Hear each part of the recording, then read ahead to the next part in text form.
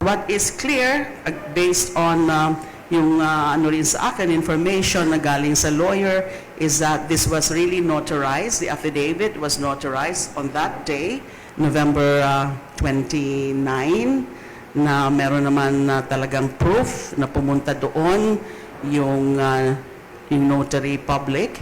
And then the lawyer ay nakausap niya several times, pumupunta siya doon in terms of doing and completing and finalizing the affidavit. So it's a notarized, duly sworn affidavit.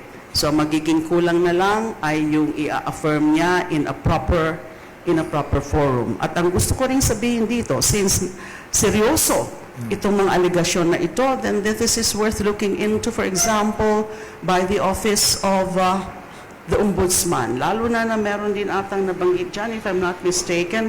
In fact, I have a copy now of that affidavit about confidential funds then, etc. Meron pa nga mga delivery naman nandyan yung mga DepEd something or what. So, kailangan din po itong imbestigahan kasi napakaseryoso ng mga aligasyon. But as I said, I'm reserving my judgment on whether, kasi ang ano dito again is about the credibility. Credibility on the person and the credibility of the story. Now, ang ano dito is there may be issues on the credibility of the person, but what about the story?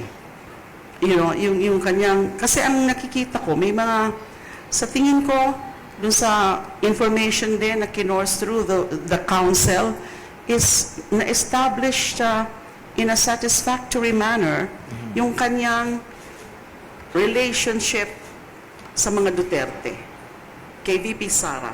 Meron siyang parang may mga pinakita na mga ebidensya nung kanyang koneksyon kay VP Sara and the Dutertes. Mas una nga niyang nakilala yung dating Pangulo, kasi siya ang nagpakilala, ang dating Pangulo, kay VP Sara, lalo na kasi I think pinakilala siya based on the affidavit also na nung mayor pa si VP Sara. And then nung tatakbo na, supposedly, initially, in 2022, for President, but nag-slide down nga siya for Vice President, finorm nga daw nila itong tinatawag na ISIP. So in my view, as to the subject or the issue of his connection to the Dutertes, mukha namang meron siyang pinapakita na batayan.